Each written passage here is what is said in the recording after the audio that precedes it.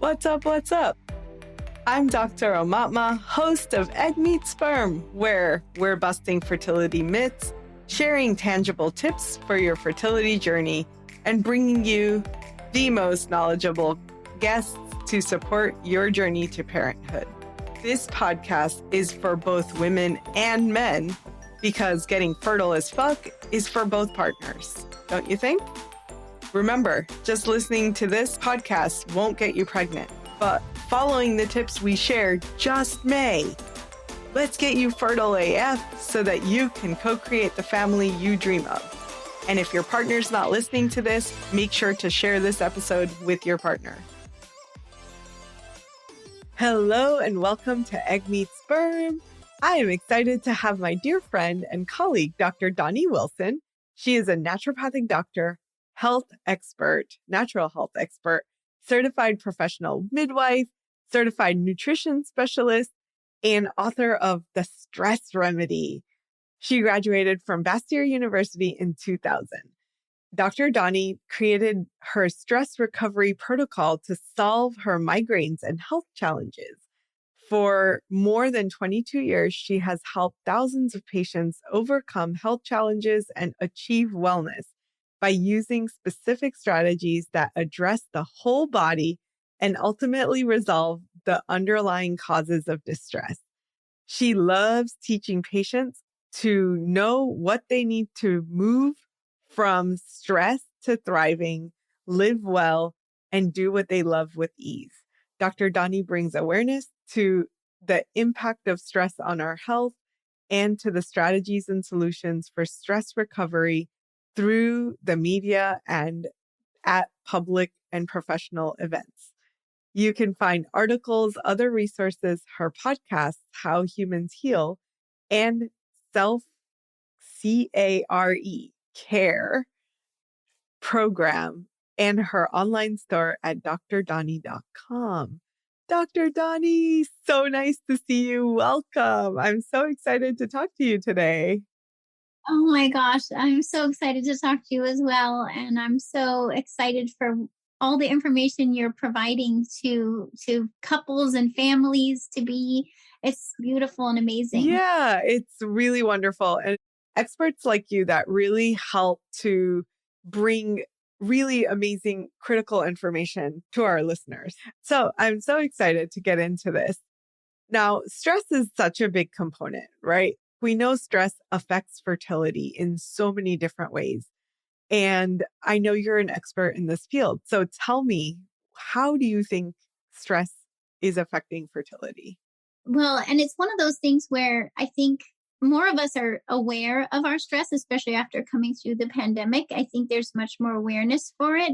But what can happen is we end up either feeling overwhelmed by it. Sometimes we even feel stressed about our stress. And that's not what we want either. So I really want to start off by helping everyone to just know that it's possible to, in some ways, embrace your stress. Understand that being human means we're going to have stress. So it's not about avoiding it. It's also not about dismissing it. It's about how can we harness it and understand how our bodies are affected by stress so that we can truly be resilient, even when we're stressed. And part of that resiliency is what allows for fertility, to improve fertility, where ultimately we have a stress radar system. That's how I think about it, a built-in stress radar system. And the ovaries are part of that. If the ovaries get the signal that we're under stress, the ovaries are going to shut down and turn off. They're not going to be ovulating. They're not going to be doing their thing if they have a perception that we're under stress. And this is the same for men, actually. Their hormones also, the testosterone levels drop when men are stressed. I think it's important to recognize that if we're trying to help improve fertility and chances of getting pregnant, we need to address our stress. We need to understand it, and we need to pay attention to it, and we need to have compassion for ourselves around stress and give ourselves the support we need so that the stress doesn't impact our fertility, the way that it could. Yeah, absolutely. So I love what you said there about stress resilience and really becoming friends with our stress. A lot of times when patients or clients hear about stress affecting fertility, it is more stressful because they're like, oh my God, well, what am I supposed to do? Like go live on an island somewhere? Because that's not going to happen. So tell me how we can shift this perspective, because we're not actually saying like, hey, you need to get rid of all of your stress, right? It's not actually possible. Possible. So then you're just stressing yourself out more with these expectations, thinking, oh, I'm supposed to not be stressed, but I am. So then we're not really in alignment with ourselves, right? And I know you talk about that a lot with trying to get into an alignment and to your authentic self to really improve your fertility. So part of that is accepting that it's a normal human experience to not only be stressed, that your body's going to pick up on stress and not just psycho-emotional stress, right? We're used to thinking of, say, a deadline or the stress at work or in a relationship, but there's other ways that stress shows up in our lives that we're just not going to be able to avoid, right? So that's not the goal. Like stress can show up as certain foods in our diet, which we could make a difference in. Stress can show up as toxin exposure. We can make a change there. So there's some of this is realizing that there's some stresses we have no control over. Okay, let's be prepared for those and support ourselves through that. And then there's other stresses that maybe we can choose a little bit differently to decrease. Like we could choose differently with our diet to have foods that are not as stressful. We can eat in a way that's least stressful for our body. We can make sure we're getting enough sleep. We can decrease our toxin exposure or help ourselves detoxify. So there's so much we can do, especially from a naturopathic perspective, to help minimize the stresses we can, and then give ourselves support for the other stress that's going to be there. And to me, also, this leads me to what I talk about in my newest book, which is this one you see here, the Master Your Stress. I call it Master Your Stress because it's not about trying to be stress-free. It's not about trying to, I don't even think it's about managing it. To me, it's about mastering it, meaning we want to understand how stress affects you as an individual instead of just assuming that it affects us all the same. Because if we assume it affects us all the same, then that's not really helping us be strategic or efficient about addressing it. So we need to understand how stress affects you as an individual. And from there, then we can use our naturopathic strategies way more efficiently. For example, if we know cortisol is high at certain times of day, cortisol is the main stress hormone triggered by stress. So if cortisol is high at certain times of day, we're going to use different nutrients and herbs than if the cortisol is low for a different person.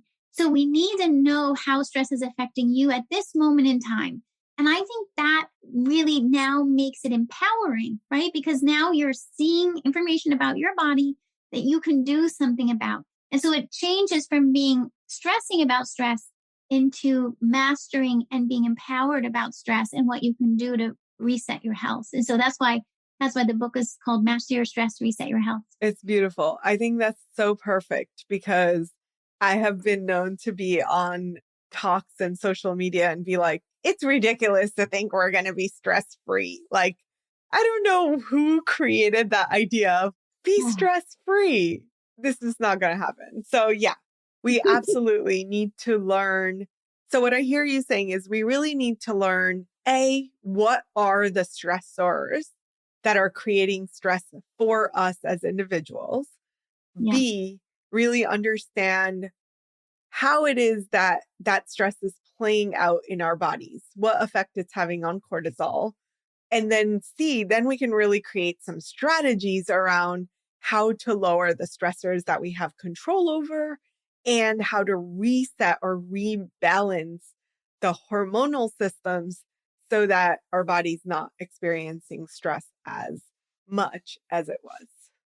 And sometimes we're so used to kind of Band-Aid fixes out there, right? We're used to like, oh, I'm just going to take this one pill and it's going to fix.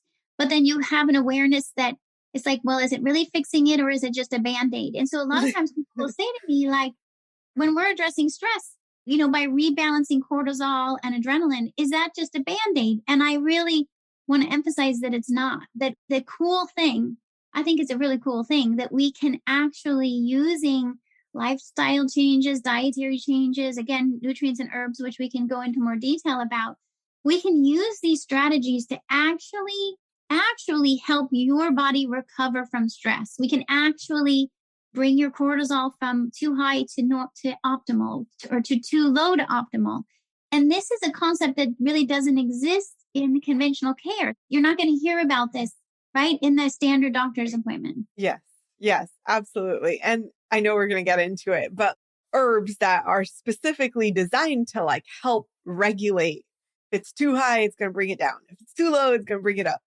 So Yes. that's the really exciting thing about herbal medicine that we don't have in the conventional world, is this idea of herbs can help to optimize wherever people are at, which can be Mhm. really, really powerful. So let's get into some of the testing strategies.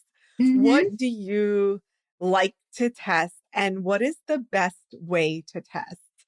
And you're the first expert on stress on our podcast. So you can just lay it out. Like, what is it that we want to see?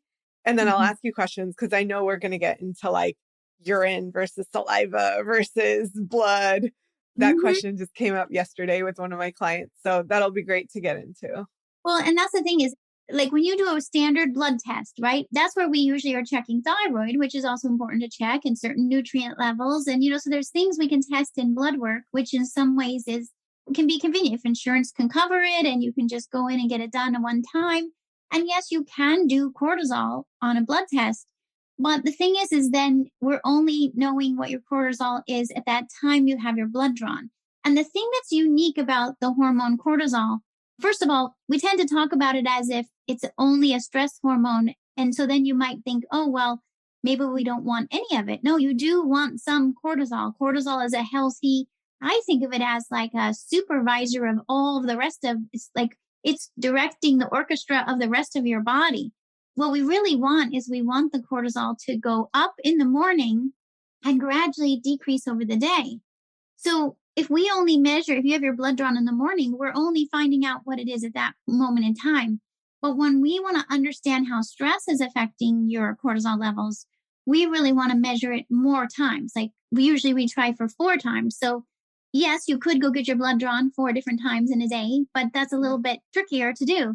So instead, we usually use urine or saliva because we can accurately measure cortisol in urine or saliva. So now you're either spitting in a tube at, say, the morning when you first wake up, and a couple hours later, and then the evening and the bedtime. So we can see how closely is your cortisol following the healthy curve. Or we can do that in urine. Then you're just doing usually it's the dried urine test to measure the cortisol at different times a day. And this is just so much more. To me, I think really everyone should have this test done, because it's not only is it going to be helpful information to know about your body, but then we know where your body needs support and to give it the right support. Yeah, absolutely. Now, I also recommend measuring adrenaline levels, Okay, because the great. adrenal glands, so cortisol is made by the adrenal glands, which are above the kidneys. And they also, in a stress response, the adrenal glands also make adrenaline. I can give you a more strategic protocol to recover. We get more adrenaline production as well as the hormone DHEA. And so, if we really want to understand how stress is affecting your adrenal glands, we don't want to just measure cortisol. We need to also measure DHEA. And I also want to measure adrenaline levels, because then I'm getting a more complete picture of how stress is affecting your adrenals. And then So with adrenaline, do you see that high levels of adrenaline kind of correlate with people being maybe more in fight or flight than cortisol, which tends to be more long-term stress? I'm just curious what you see. Yeah. yeah, and I think it's very individualized. So the thing is that we know that genetics only determine a percentage of what's happening in our bodies. Usually now we know it's even less than 20% of what is occurring in your body is determined by your genetics, but it does play somewhat of a role. The other aspect that determines whether your adrenaline or cortisol is going to be high or low at any moment in time is based on your past stress exposure. So Mhm. I think of it as like each person's fingerprint. It's that unique. What is their adrenaline going to do? What is their cortisol going to do? And yes, you're right. To some degree, it might be sort of the stress of that day or that we're doing the test.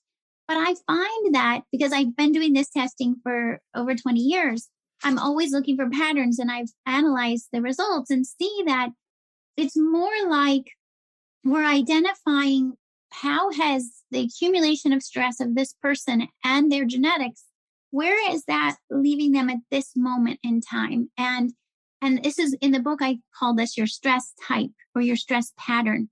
And for some people, say with adrenaline, you were asking about adrenaline, we think of as fight or flight.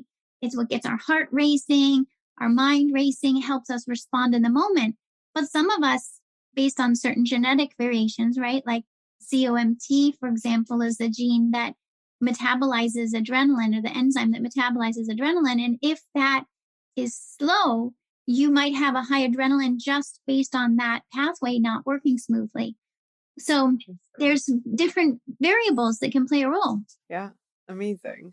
So what do we do? Let's suppose that cortisol is high or cortisol is low, adrenaline is high, low, whatever it is. What are some strategies that you have found useful in helping people to kind of reset optimal patterns? Mm-hmm.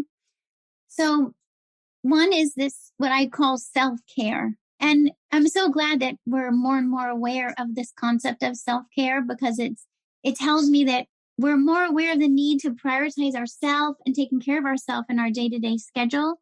And that's so important for becoming resilient to stress, is to take better care of ourselves and prioritize ourselves. And so then what I do is I use CARE as an acronym to emphasize things that we can focus on to help us become more resilient to stress day to day, no matter where you are in your stress pattern. So you can be, the C stands for clean eating, the A stands for adequate sleep, R is for recovery activities, and E is for exercise. And that's because these 4 areas is where research really shows that it makes a difference for not only recovering from stress, but being more resilient, getting your cortisol and adrenaline to a more optimal level. Yeah. Yeah. Awesome. Mm-hmm. And then in the book, what I do is I talk about based on your stress pattern. So in the book, there's an assessment, so you can find out what is your pattern. Are you likely to have high cortisol, low cortisol, high adrenaline, low adrenaline? And based on your stress pattern or your stress type, how should you be implementing care? Because it actually could be different for each scenario, right? I really, as a naturopathic doctor, believe in individualization. Like Absolutely. maybe even as we're changing our diet, it is slightly different timing or suggestions based on what your cortisol and adrenaline levels are. Yeah. Yeah. So really customizing the plan or the strategies around what it is that's going on for you, what your stressors are, and all of that, really taking into account what your body is trying to say. Now, I'm going to ask you a weird question, which I see so often, which is a lot of people don't necessarily, like when you ask them, how stressed are you? Or how stressed do you feel? That's going to be usually like lower than what their body is actually experiencing. So can we talk a little bit about the people that might be out there like, oh, stress, I've got that under control. I'm not stressed. But then really our body is showing us signs all day long that we are actually stressed. And it's trying to help us reset on its own by doing these little things, right? For example, I can just share a quick little funny story. When I was in medical school, one of my colleagues in the first year, probably like the first month, one of my colleagues said, "Hey, are you stressed? You tend to sigh a lot, like," and I was like, huh? Like I had never ever noticed that for myself. Like it just wasn't even an understanding of what are you talking about? And after she said that, I started noticing and I was like, huh, I do actually sigh a lot. And then, of course, I'm in naturopathic medical school. I'm like running all these tests on myself. And sure enough, I was crazy stressed, but would have never admitted it because I had become like the master of dealing and handling and managing my stress Mm-hmm. to the point where my body was like, oh, you're fine, you're fine. But it had symptoms that it was showing all along that I didn't necessarily like connect the dots till someone else pointed it out for me. Right. So I'm It's curious what very you're, common. yeah. Believe me, I can relate. And of course, being in medical school it's really is such a stress experience. When I was also on call delivering babies, and so I wasn't getting good sleep. Oh my God. And I remember one day I went to drive somewhere, and I completely forgot to even put the keys in the ignition. And that was the little moment for me that was, I must really be stressed and exhausted that I didn't even remember to put the keys in the ignition, right? Mm. So sometimes it is these little, someone says something or something happens, and you kind of go, oh, what's going on here? Why is my brain not working the way it usually does? Or why is my body not feeling the way it usually does? And I love that you're really speaking about it as they're like indicators. It's the body trying to tell us, hey, I need some help in here. Because we think we're supposed to be superhuman and we're supposed to be able to keep going, and we have very high expectations for ourselves. That's what we've been taught in our childhood and our society, right? Yeah. We're supposed to be able to do it all. And then we're thinking, oh, and I'm supposed to be able to get pregnant easily, and I'm supposed to be able to. And actually, sometimes if you're trying to get pregnant and it's not happening, that could be your signal. Yeah. That could tell you, okay, to me, that's like, okay, we got to figure out how stress is affecting your body, because Mm-hmm. yes, we need to pay attention to all the other details too. But to me, if we can look at how stress is affecting cortisol levels and adrenaline levels and even DHEA, and we can re-optimize that, then this ripple effect happens. And all of a sudden, the digestion improves, and the immune system improves, and the nervous system improves, and the fertility improves. And it's like you might even not have done anything specifically for the ovaries, but we just focused on helping with the stress recovery. And all of a sudden, all the time, patients are calling me, oh, I got a positive pregnancy test. How did that happen so fast? And I'm like, because we're helping your body get the right signals. I mean, our bodies are constantly perceiving the sounds around us, light and darkness, when we're eating, when we're not eating, when we're sleeping, like our bodies are constantly perceiving. So we have the choice to give them the signals, to make the choices so our body and brain gets the signals that are going to be most supportive to healthy hormone levels and so on. Yeah, absolutely. I was just thinking as you were saying about the stress and how it might be impacting fertility, and that might be one of our first signs. And most of our clients are badasses, right? Most of the women that I'm seeing for fertility are total badasses. They're like killing it in their business or their Mhm. work environment, whatever it is. They have an amazing relationship. They take care of their families. They're just doing all of it.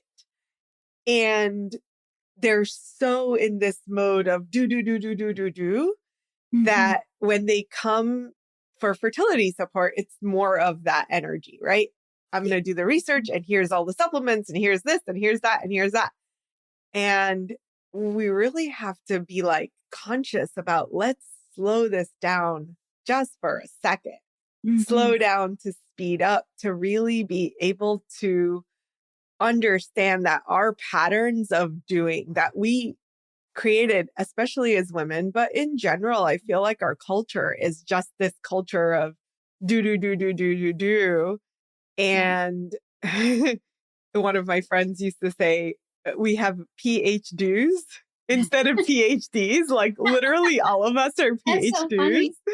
So it's really apparent that in our lives, we're just used to taking on so much. Mhm. And that in and of itself is going to impact how much else our bodies can handle. Mhm. And when it comes to fertility, if our body doesn't have the reserves, it's going to shut it down. Like we don't need fertility to exist as an individual. So the body's Mhm. like, well, I care about my survival first. So goodbye, fertility. Yeah. And that's essentially happening for so many of us. And we may not be connecting the dots of, oh, this might be a reflection that stress is a big component. sometimes people will feel anxious, but sometimes we even just get used to feeling anxious. It can become normal to feel overwhelmed. It can feel normal to just try to push through each day, even with digestive issues or skin issues or headaches. Believe me, I had migraines for over 20 years, 25 years, and I still was going. And I finally, one day in the midst of a migraine, I was like, oh, the migraine is trying to tell me that I need a break. Take a vacation, Doni.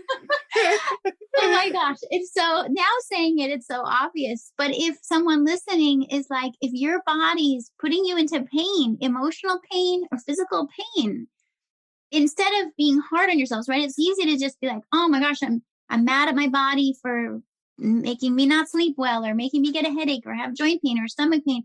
We can get angry at ourselves. And the irony is like, well, that's just now there's more stress for your system. Right. Right. So we need to like, go, okay, let me love my body. Let me have compassion for my body. It's trying to tell me something. Now let me understand what that is and what do I need to do to shift it? Do I need to create little breaks in my day or in my schedule? Because it's sometimes, when I share the care tips, it can feel like one more thing on the to-do list, right? Like I already have a long to-do list. How am I going to do care also?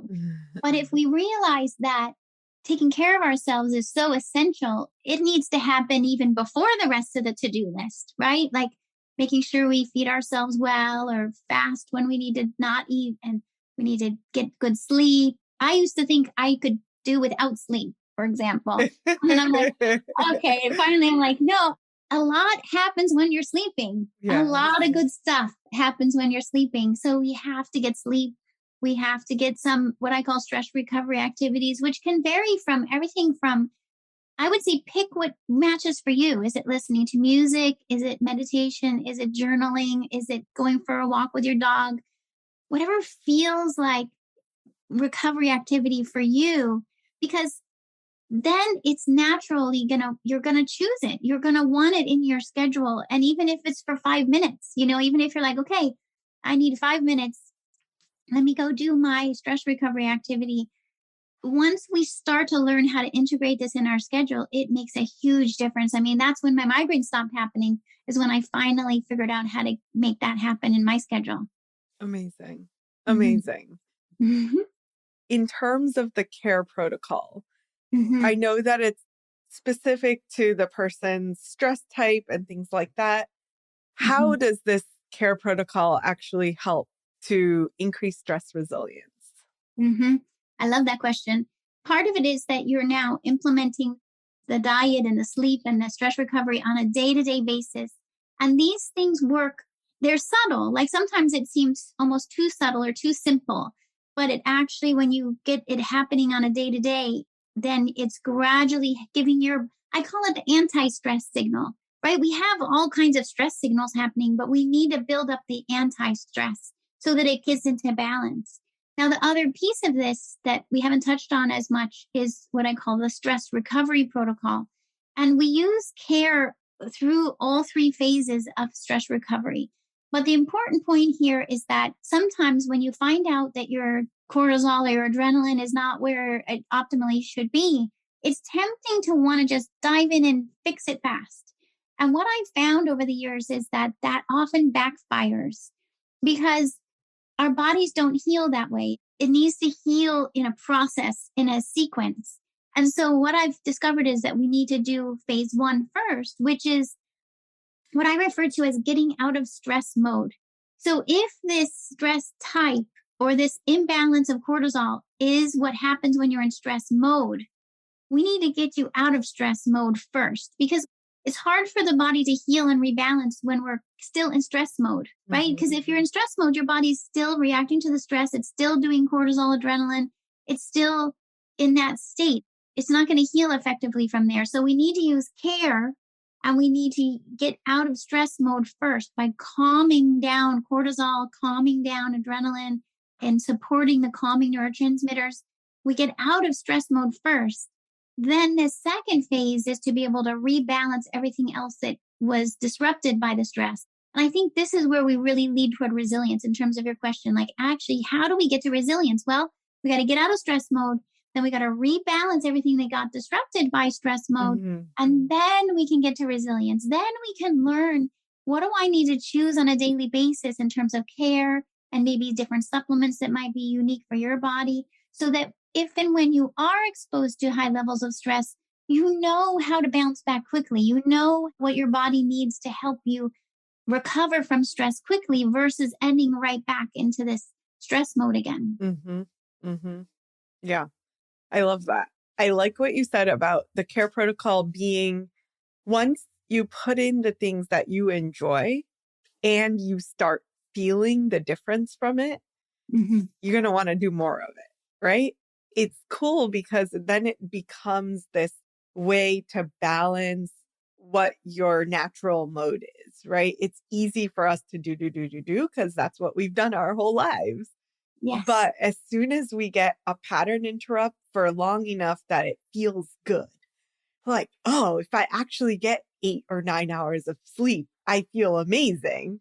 I'm going to keep doing that thing because it feels good. So Exactly. it's sort of like, I know it's cliche, but so many people are out there saying, oh, follow your bliss.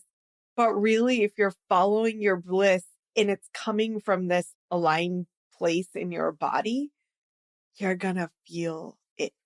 That is going to feed on itself. Then it doesn't become a to-do list item. It's just like, oh, every time I do this 2 minutes of meditation breaks in my day, feels better. So I'm going to keep doing it. Exactly. And then it becomes automatic and it becomes part of you Yes. being the authentic you and part of you giving your body what it needs. So it's way different than some external thing, that you're sticking on. It's actually integrating into you and keeping you in an alignment. Yeah. And that's this resiliency that we're referring to, like, what is that? That's when we really get to walk this, because sometimes, right, it can feel like we're walking a tightrope. So many patients will say that to me, like one little stress and you're tipping over this way or tipping over that way. And at first you're like, oh my gosh, I'm having to walk so carefully to try to get through my day. But little by little, that tightrope becomes wider. And now you're like, oh, I can walk. I'm not going to tip over. I know what to do to keep myself balanced. And that's what you're talking about, where we just really reach that point of resiliency. And it's not that we're aiming for perfection. It's that then if something happens, then your toolbox. I joke, we don't come with instruction manuals. So we have to figure it out and Yeah. kind of write our own instruction manual. And as you get your instruction manual for yourself, you'll know what to turn to when you need it most. I love that. I love that. I love the imagery of this personalized instruction manuals for all of us, because it isn't something we're taught. It isn't something that was ever modeled, because God bless our parents, they had no idea. And the world is different now. The world is like moving so much faster than ever before. So I think this idea of, we are in new territory. We're creating new tools that we need to learn and embrace and make a part of us so that we can have more of this balance as we walk through life. Yeah. I love the imagery of all of this.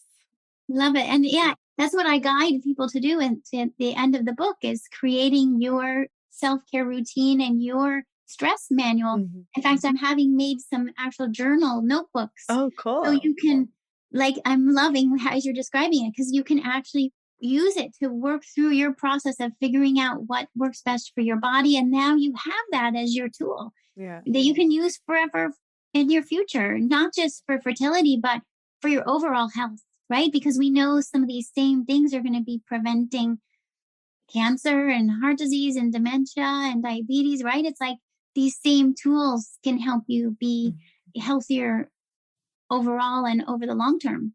Yeah. Amazing. So for those of you that are listening in, you want this book, Master Your Stress, Reset Your Health. It sounds like there's going to be a journal that goes along with it. So make sure to pick that up. And where can people find you? How do they get in touch? My website is drdoni.com. So Doni is spelled Doni. So it's short for Donielle, but you can do drdoni.com. doni.com, or you can spell it out.